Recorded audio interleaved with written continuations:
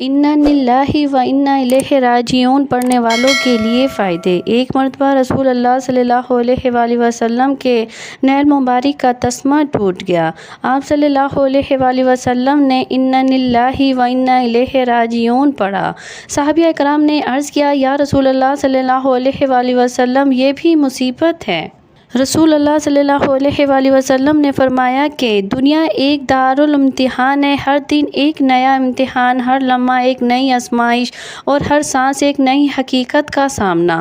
خوشی اور غم، کامیابی اور ناکامی، ملاقات اور جدائی، یہ سب زندگی کا حصہ ہیں، لیکن اس سب میں انسان کا اصل امتحان یہ نہیں کہ وہ کیا کھو بیٹھا کیا پایا، بلکہ اصل امتحان یہ ہے کہ وہ ہر حالت میں اللہ خالق اپنے رب، اپنے مالک کی رضا پر راضی ہے یا نہیں۔ جب دکھ، مصیبت، صدمہ یا نقصان کا سامنا ہو، تب زبان سے نکلنے والا پہلا لفظ بتاتا ہے کہ دل کس حال میں ہے، اور یہی وہ مقام ہے جہاں انا للہ و انا الیہ راجعون انسان کو رب کے قریب لے جاتا ہے۔ یہ الفاظ محض رسمی کلمات نہیں، یہ ایک عقیدہ ہے، یہ ایک نظریہ ہے، یہ ایک طرز زندگی ہے۔ یہ وہ کلمات ہیں جو ہمیں بتاتے ہیں کہ ہم اللہ کے ہیں، ہماری زندگی، ہماری موت، ہماری خوشیاں، ہمارے غم، سب کچھ اللہ کے قبضے میں، قدرت میں ہے۔ ان الفاظ میں سکون بھی ہے، صبر بھی، ہدایت بھی اور حکمت بھی۔ ان الفاظ کو اگر دل سے کہا جائے تو دل کی ہر الجھن، ہر دکھ، ہر درد میں روشنی کی ایک کرن نظر آتی ہے۔ وہ کلمات ہیں جو صرف موت پر نہیں بلکہ ہر قسم کے نقصان، ہر قسم کی تکلیف، ہر قسم کی آزمائش پر پڑھے جاتے ہیں۔ لیکن بدقسمتی سے ہم نے ان الفاظ کو صرف تعزیت کا کلمہ بنا دیا ہے۔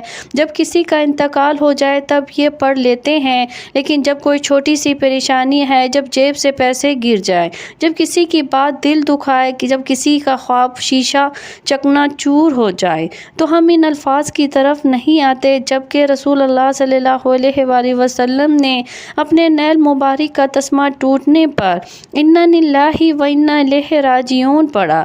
صحابہ کرام نے عرض کیا، یا رسول اللہ صلی اللہ علیہ وآلہ وسلم، یہ بھی کوئی مصیبت ہے؟ آپ صلی اللہ علیہ وآلہ وسلم نے فرمایا، جی ہاں، جو چیز آپ کو ناگوار گزرے وہ مصیبت ہے۔ یہاں رسول کریم صلی اللہ علیہ وآلہ وسلم نے ہمیں سکھایا کہ مصیبت کا مطلب صرف کوئی بڑی آفت نہیں، بلکہ زندگی کا ہر وہ لمحہ جو دل کو تکلیف دے وہ مصیبت ہے، اور اس پر انا للہ و انا الیہ راجعون پڑھنا، اللہ سے رجوع کرنا، صبر کا مظاہرہ کرنا، یہی ایمان کی اصل روح ہے۔ یہی وہ نقطہ ہے جہاں سے ہمارا مضمون آگے بڑھتا ہے۔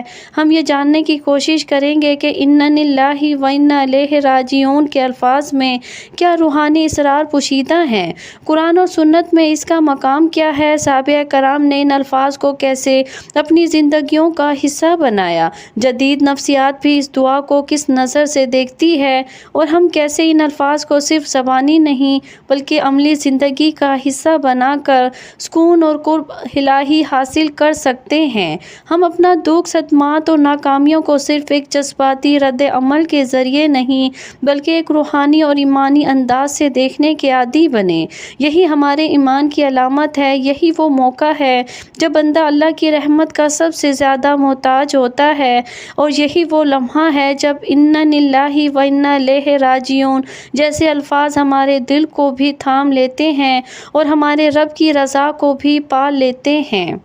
انا للہ و انا الیہ راجعون ہر مصیبت میں صبر و رضا کی سنت نبی صلی اللہ علیہ وآلہ وسلم ہے۔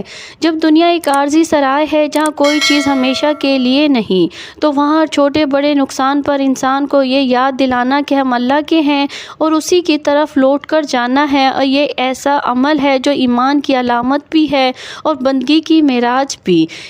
لیکن بہت کم لوگ جانتے ہیں کہ یہ آیت صرف موت یا کسی بڑے صدمے پر نہیں بلکہ معمولی نقصان، چھوٹے دکھ اور وقتی آزمائش پر بھی پڑھی جاتی ہے، جیسا کہ رسول اللہ صلی اللہ علیہ وآلہ وسلم نے عمل سے سکھایا۔ حضرت عبداللہ بن مسعود رضی اللہ عنہ روایت کرتے ہیں، ایک مرتبہ نبی کریم صلی اللہ علیہ وآلہ وسلم کے نیر مبارک کا تسمہ ٹوٹ گیا۔ آپ صلی اللہ علیہ وآلہ وسلم نے فوراً فرمایا، انا للہ و انا الیہ راجعون۔ صحابہ نے عرض کیا، یا رسول اللہ، یہ بھی کوئی مصیبت ہے؟ آپ صلی اللہ علیہ وآلہ وسلم نے فرمایا، ہاں، جو چیز تمہیں ناگوار گزرے وہ مصیبت ہے۔ یہ حدیث ہمیں ایک عظیم سبق دیتی ہے۔ ہم میں سے اکثر لوگ مصیبت کو صرف کسی بڑے نقصان یا حادثے سے تعبیر کرتے ہیں، جیسے کسی کی موت، کوئی زلزلہ یا کاروباری۔ حضرت ابن عباس رضی اللہ عنہ سے روایت ہے کہ رسول اللہ صلی اللہ علیہ وآلہ وسلم نے فرمایا، جس نے مصیبت کے وقت انا للہ و انا الیہ راجعون پڑھا تو اللہ تعالیٰ اس کی تلافی فرما دیں گے اور اس کی آخری آخرت اچھی کر دیں گے اور اسے ضائع شدہ چیز کے بدلے اچھی چیز عطا فرمائیں گے۔ سبحان اللہ۔ مسند احمد میں حضرت ام سلمہ رضی اللہ عنہ فرماتی ہے کہ میرے خاوند ابو سلمہ رضی اللہ عنہ ایک روز میرے پاس حضور صلی اللہ علیہ وآلہ وسلم کی خدمت سے ہو کر آئے اور خوشی خوشی فرمانے لگے، آج تو میں نے ایسی حدیث سنی ہے کہ میں بہت خوش ہوں، اور وہ حدیث یہ ہے کہ جب کسی مسلمان کو کوئی تکلیف پہنچے اور وہ کہے، یعنی اے خدایا مجھے اس مصیبت میں اجر دے، مجھے اس سے بہتر بدلہ عطا فرما، تو اللہ تعالیٰ اسے اجر اور بدلہ ضرور ہی دیتا ہے۔ حضرت ام سلمہ فرماتی ہے کہ میں نے اس دعا کو یاد کر لیا۔ جب حضرت ابو سلمہ کا انتقال ہوا تو میں نے انا للہ و انا الیہ راجعون پڑھ کر پھر یہ دعا پڑھ لی، لیکن مجھے خیال آیا کہ بھلا ابو سلمی سے بہتر شخص مجھے کون مل سکتا ہے۔ جب عدت گزر چکی تو میں ایک روز ایک خال کو دعوت دے رہی تھی تو نبی کریم صلی اللہ علیہ وآلہ وسلم تشریف لائے اور اندر آنے کی اجازت چاہی۔ میں نے اپنے ہاتھ دھو ڈالے، خال رکھ دی اور حضور صلی اللہ علیہ وآلہ وسلم سے اندر تشریف لانے کی درخواست کی تو آپ صلی اللہ علیہ وآلہ وسلم کو ایک جگہ پر بٹھا دیا۔ آپ صلی اللہ علیہ وآلہ وسلم نے مجھ سے اپنا نکاح کرنے کی خواہش ظاہر کی۔ میں نے کہا، حضور یہ تو میری خوش قسمتی کی بات ہے، لیکن اول تو میں بڑی اور باغیرت عورت ہوں، ایسا نہ ہو کہ حضور صلی اللہ علیہ وآلہ وسلم کی طبیعت کے خلاف کوئی بات مجھ سے سرزد ہو جائے اور خدا کے یہاں عذاب ہو۔ دوسری یہ کہ میں عمر رسیدہ ہوں، تیسرا بال بچوں والی ہوں۔ آپ صلی اللہ علیہ وآلہ وسلم نے فرمایا، سنو، ایسی بے جا باتیں اللہ تعالیٰ دور کر دے گا، اور عمر میں بھی کچھ چھوٹی عمر کا نہیں، اور تمہارے بال بچے میرے ہی بال بچے ہیں۔ میں نے یہ سن کر کہا، پھر حضور صلی اللہ علیہ وآلہ وسلم مجھے کوئی عذر نہیں، چنانچہ میرا نکاح اللہ کے نبی کریم صلی اللہ علیہ وآلہ وسلم سے ہو گیا، اور مجھے اللہ تعالیٰ نے اس دعا کی برکت سے میرے میاں سے بہت ہی بہتر، یعنی اپنا رسول اللہ صلی اللہ علیہ وآلہ وسلم عطا فرمایا۔ مسند احمد میں حضرت علی رضی اللہ عنہ سے مروی ہے کہ رسول اللہ صلی اللہ علیہ وآلہ وسلم نے فرمایا، جس کسی کو کوئی رنج اور مصیبت پہنچے، اس پر گویا زیادہ وقت گزر جائے، پھر اسے یاد آئے اور وہ انا للہ و انا الیہ راجعون پڑھ لے، تو مصیبت پر صبر کے وقت جو اجر ملا تھا وہی اب بھی ملے گا۔ ابن ماجہ میں ہے کہ حضرت ابو سنان رضی اللہ عنہ فرماتے ہیں کہ میں نے اپنے بچے کو دفن کیا، ابھی اس کی قبر سے نکلا تھا، جبرائیل میرا ہاتھ پکڑا، مجھے نکالا اور کہا، سنو میں تمہیں خوشخبری سناؤں۔ رسول اللہ صلی اللہ علیہ وآلہ وسلم نے فرمایا کہ اللہ تعالیٰ ملک الموت سے دریافت فرماتا ہے کہ تو نے میرے بندے کی آنکھوں کی ٹھنڈک اور اس کے کلیجہ کا ٹکڑا چھین لیا، بتلا اس نے کیا کہا؟ وہ کہتا ہے، خدایا تیری تعریف کی اور پڑھا انا للہ و انا الیہ راجعون۔ اللہ تعالیٰ فرماتا ہے کہ اس کے لیے جنت میں ایک گھر بناؤ اور اس کا نام بیت الحمد رکھو۔ علماء کرام فرماتے ہیں کہ جب بندہ قبر میں داخل ہوتا ہے تو نماز اس کی دائیں جانب کھڑی ہو جاتی ہے اور زکوٰۃ بائیں جانب، حسن سلوک اس پر سایہ کرتا ہے اور صبر اس کی طرف سے جھگڑتا ہے، اور دوسرے علماء کا کہنا ہے کہ اپنے اس ساتھی کا خیال رکھو، اگر تم اس کو بچا سکو تو خیر، ورنہ تو اس کی پشت ہو، یعنی اگر تم اس سے عذاب ہٹا نہ سکو تو ٹھیک، ورنہ میں سب کی طرف سے کافی ہوں اور اسے عذاب سے بچاؤں گا۔ چنانچہ معلوم ہوتا ہے کہ صبر تمام اعمال سے بہتر ہے، افضل ہے۔ ارشاد باری تعالیٰ ہے کہ مستقل رہنے والے یعنی صبر کرنے والوں کے لیے ان کا صلہ بے شمار ہی ملے گا۔